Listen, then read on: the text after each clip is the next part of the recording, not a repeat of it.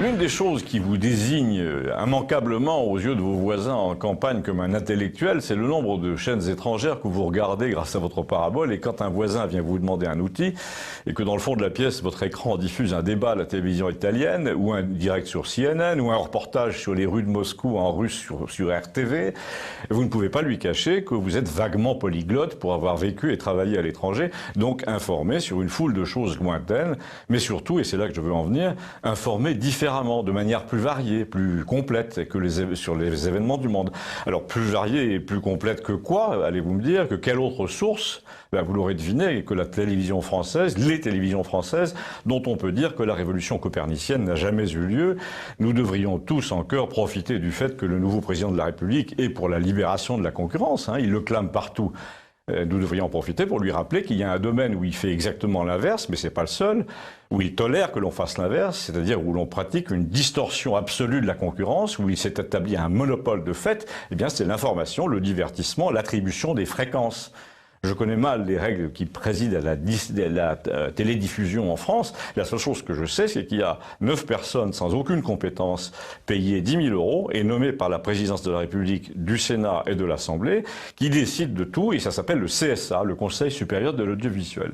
Chacun peut observer, 30 ans après l'apparition des radios libres, que la même floraison de nouvelles stations locales, nationales, thématiques, à laquelle on a assisté dans les années 80, n'a jamais affecté la télévision.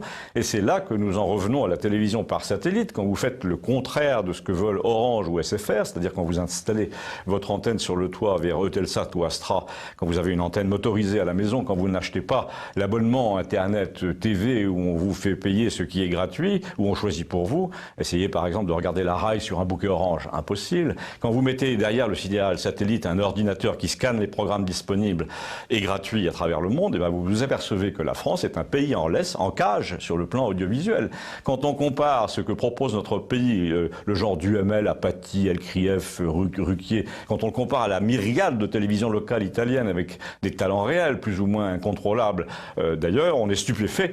D'un côté, on a une liberté de ton, d'insolence, de commentaires, je veux dire du côté italien, avec des directs de la porte à côté, des émissions humoristiques extrêmement audacieuses. Et de l'autre, c'est zéro chez nous, quelle que soit la chaîne d'info en direct par exemple, on a droit aux mêmes interprétations qui font office de vérité officielle, et surtout il y a des choses qu'on ne montre pas, dont on ne parle pas, dont on ne discute même pas. Je ne voudrais pas plaider exagérément pour la chaîne qui m'offre l'hospitalité ici, mais un peu tout de même.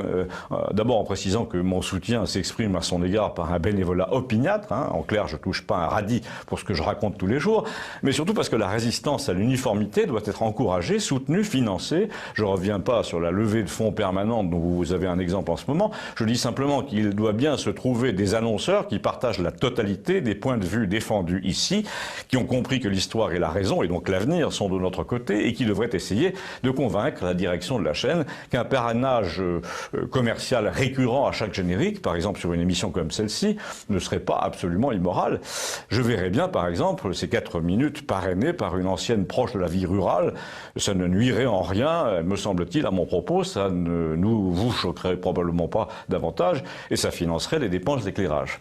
Si vous le pensez aussi, dites-le, surtout si vous êtes entrepreneur national. Il va de soi que j'ai rien dit à la direction de TVL de mon intention de mettre ce sujet sur le tapis, ce qui prouve bien qu'ici, il n'est pas interdit de réfléchir tout haut en prenant les gens à témoin. Ça s'appelle la liberté, ça s'appelle la démocratie directe, et ça ne peut pas nuire au destin d'une petite chaîne.